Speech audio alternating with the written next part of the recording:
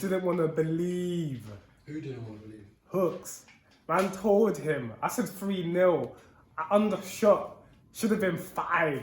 Yeah, I said it could happen, but just based off of how we was playing prior and this limited to 1 goal thing, I didn't know. No, but like I said, it's Nottingham Forest. Yeah, well, I'm pretty sure Liverpool fans said the same thing. No, but we don't now. Us and Liverpool are not the same at this moment. Now I think we never compare any team. Oh, they drew Liverpool to anything now because this doesn't make sense. Liverpool are losing left, right, and centre.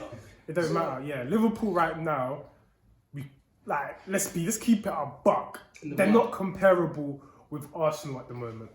We're not in the same conversation anymore. We're what 12.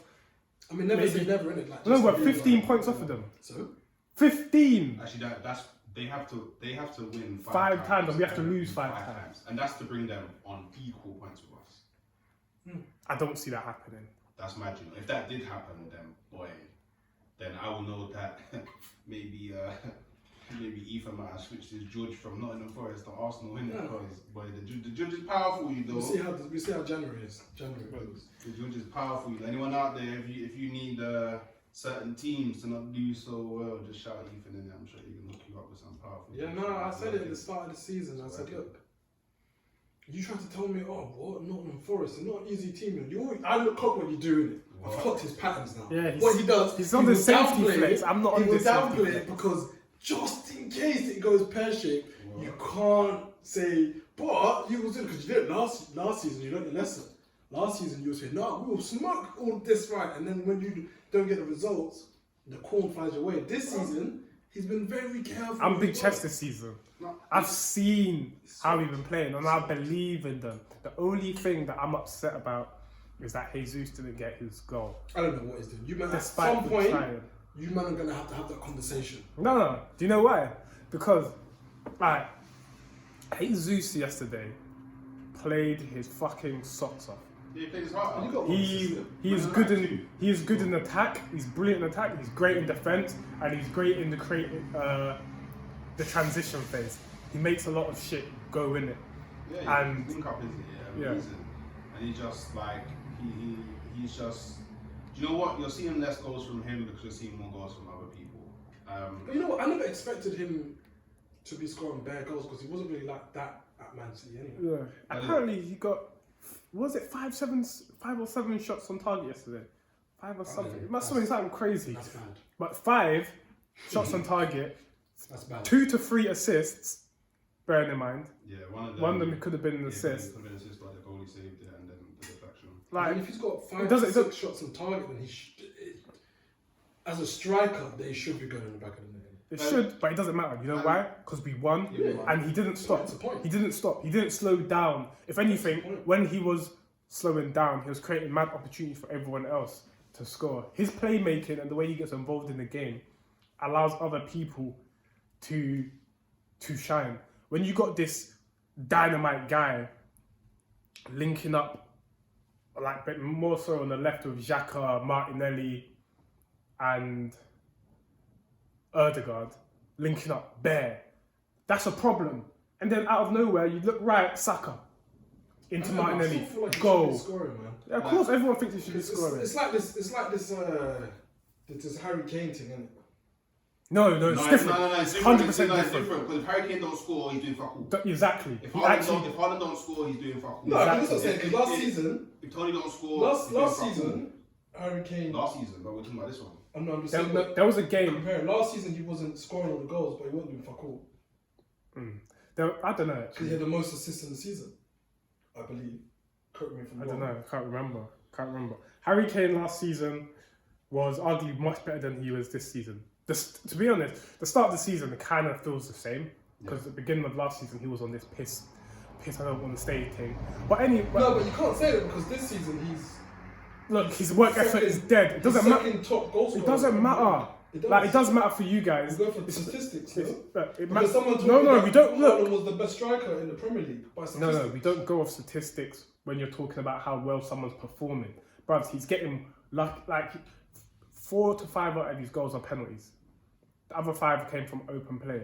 And if you there's certain games even when people look at Haaland, they go, "Oh, Haaland has four touches this game. Did you know he had 4 touches in that half and scored once or twice? And everyone's like, he doesn't need to get on the ball. He doesn't need to get on the ball. But when he's not on the ball, it's a problem because you can't be a player and get 4 under 10 touches, fam.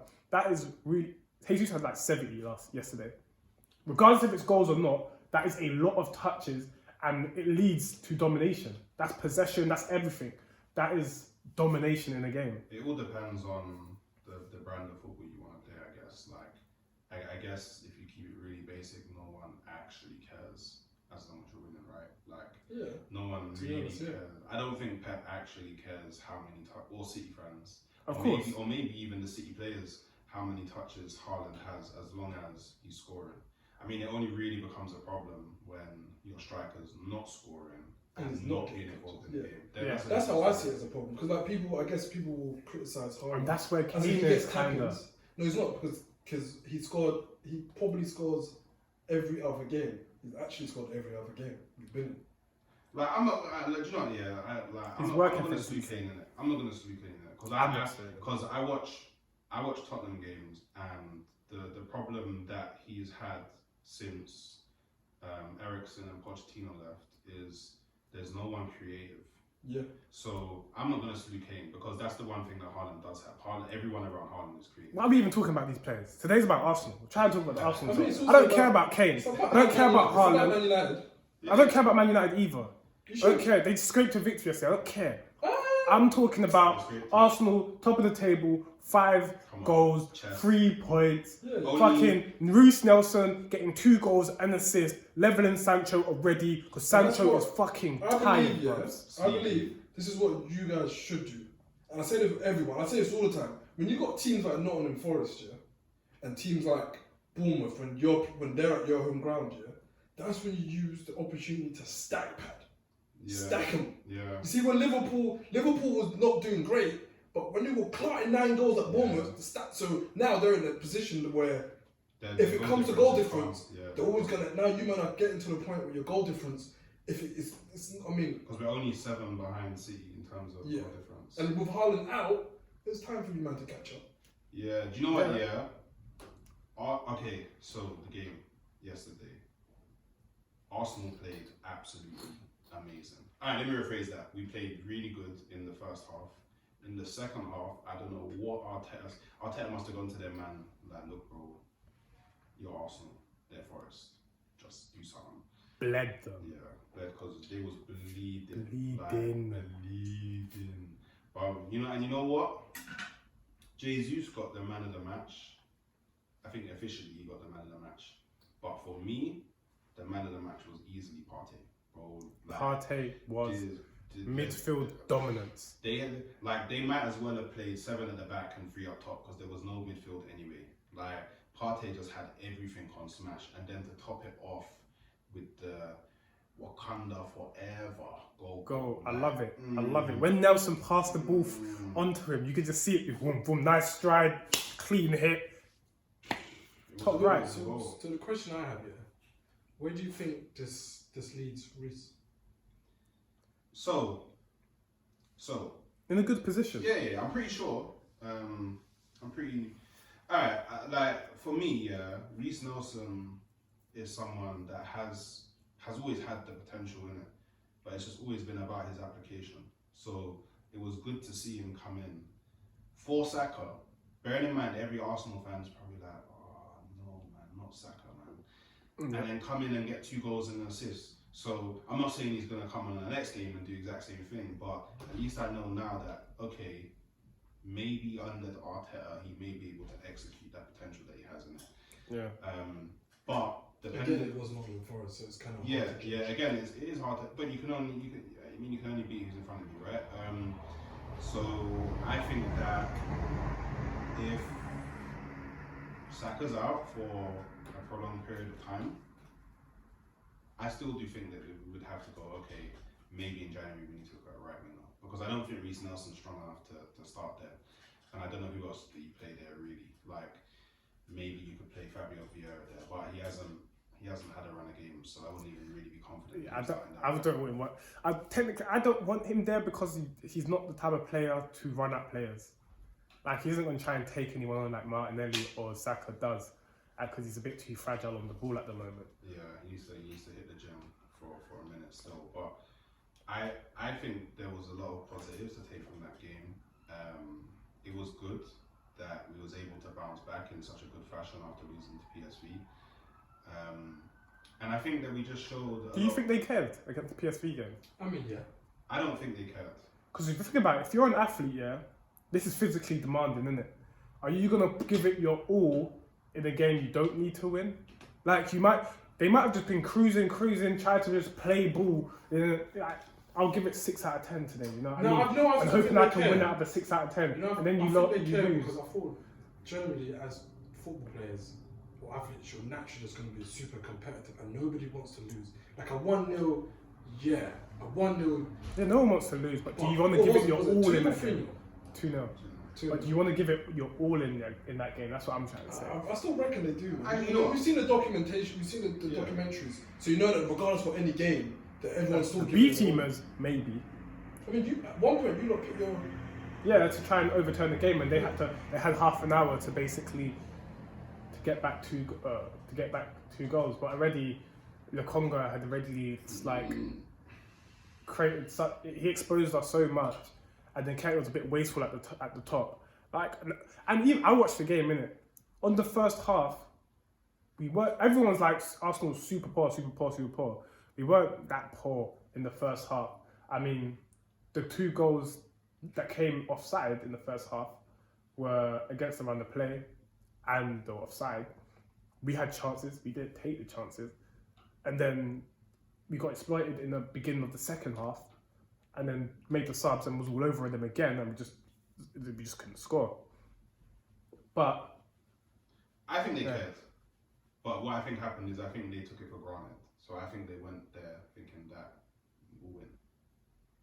So they took it for granted, and then PSV just wanted it more. Sometimes that just happens in football. Sometimes the other team just wants it. And I believe that I know we spoke about this before, and I believe that's how it was when we played against Bournemouth.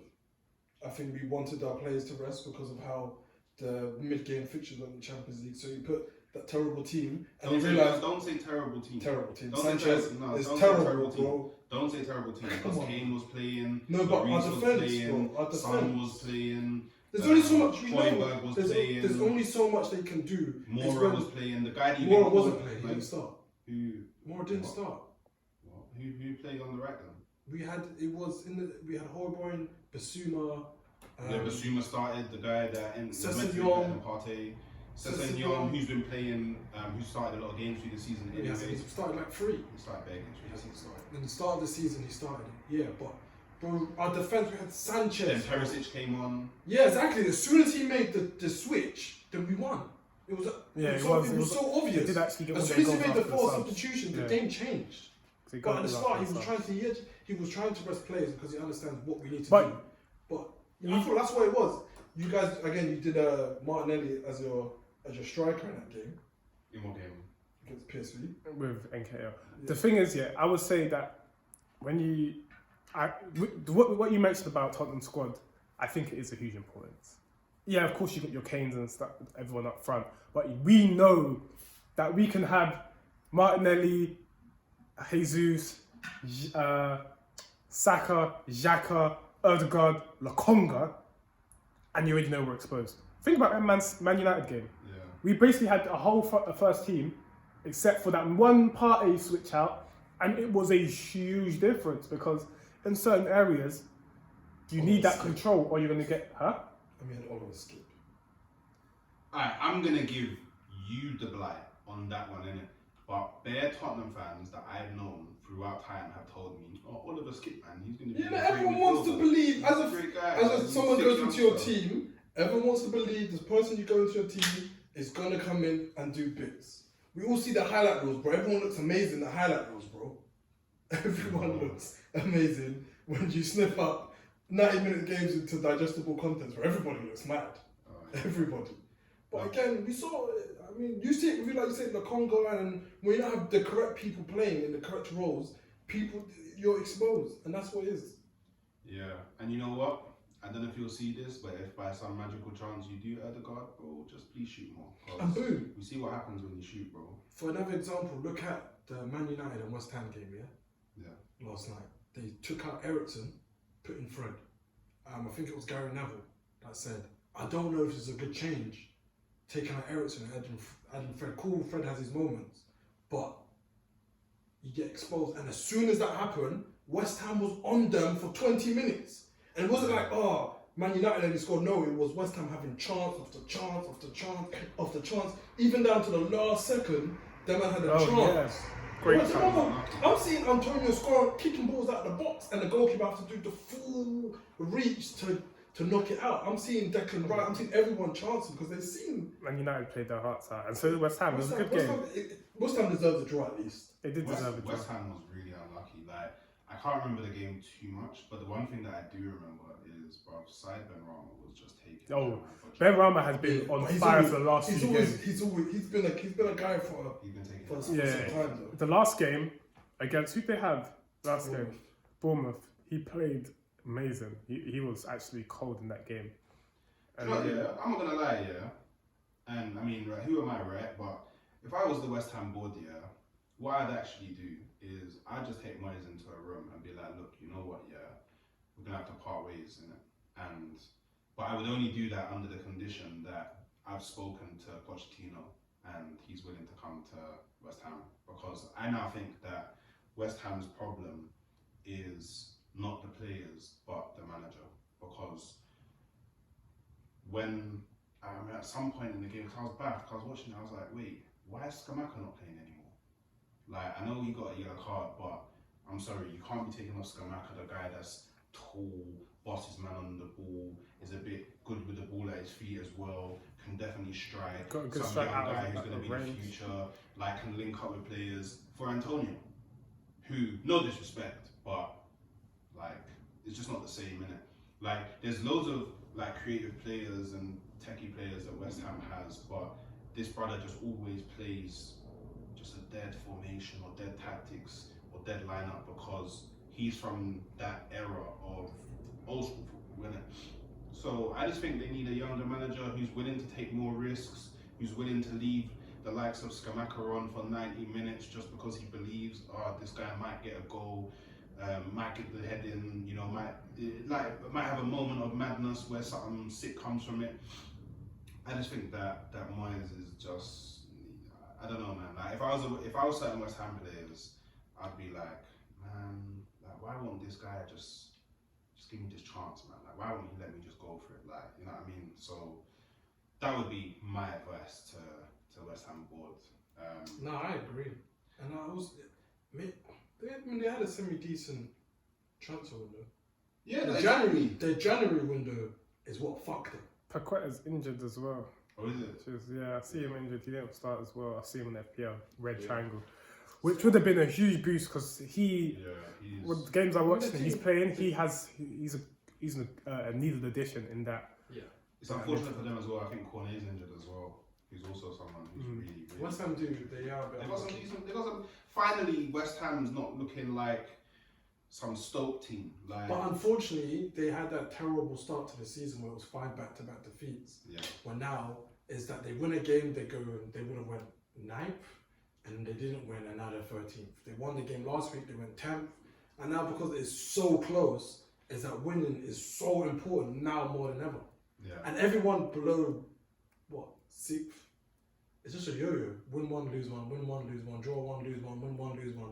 And it's just this board is just doing this. It's like a roller coaster.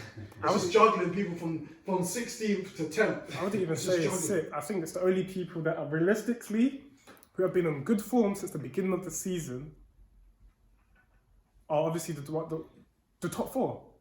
The top 4, Arsenal, Man City, Tottenham and Newcastle have actually been the most consistent teams the whole season. Newcastle have been cold this whole season.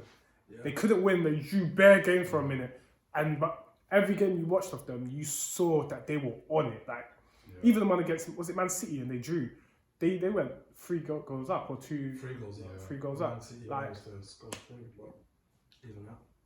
So that's and now that they drew against, did they draw against Liverpool or was it a win? No, did they lose? When they scored, Liverpool scored in like the 96th minute. I think it was Jota.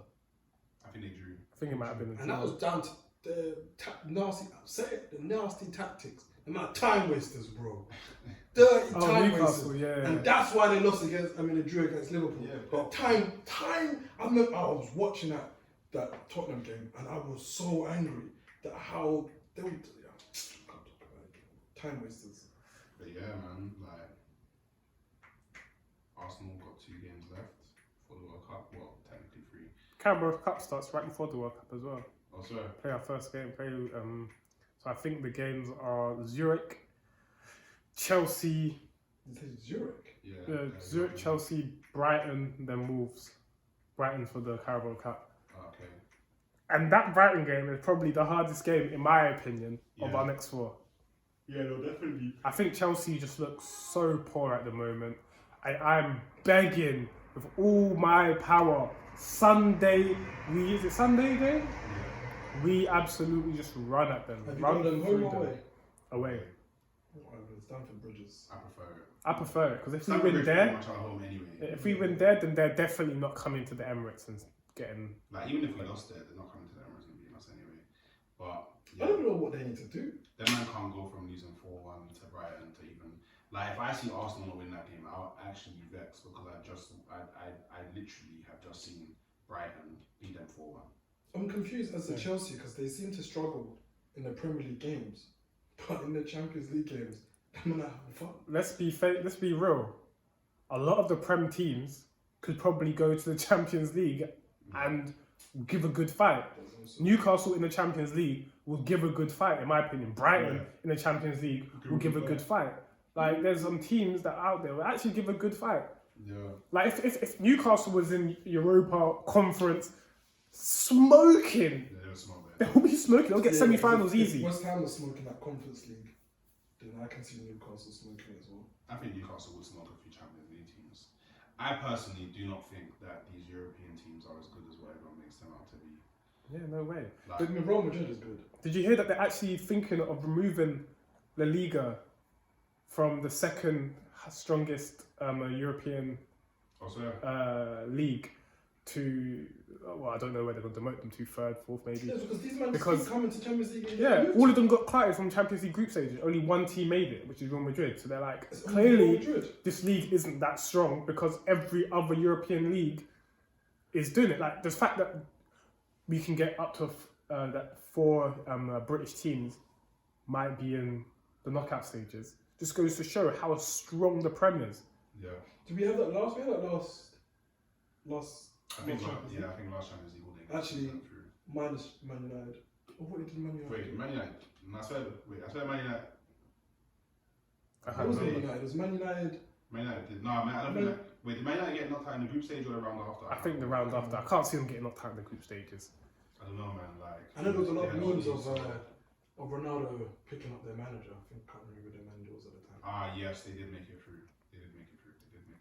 But yeah, we might as well wrap things up here. We've got a good bunch of Champions League and Europa League games for the rest of the week. Oh, we got Liverpool on the weekend. So it should be good. Yeah, so we'll come back and touch that. We got Chelsea. There's some big games. Some big games. Who's Man City got? They don't. Man City have got an easy ride, I believe. Yeah, probably easy. Some maybe Fulham. They got Fulham. They got Fulham. Yeah, Fulham at Fulham home. If they got Fulham, then that's not as easy a game as what I thought it would be. Yeah, Fulham might. Fulham's a hard game. Yeah, they might be up for it. says Fulham's a hard game. Yeah, next week you have Arsenal, Chelsea. Leeds, Bournemouth, Man City, Fulham. Man City at home at the Etihad. Nottingham Forest, Brentford, Wolves, Brighton, Everton, Leicester, Chelsea, Arsenal, Aston Villa, Man United, Southampton, Newcastle, West Ham, Crystal Palace, and Tottenham versus Liverpool. Cool. Some good games. Some competitive games. Yeah. All right. Alright, guys, we'll be back with more. Peace.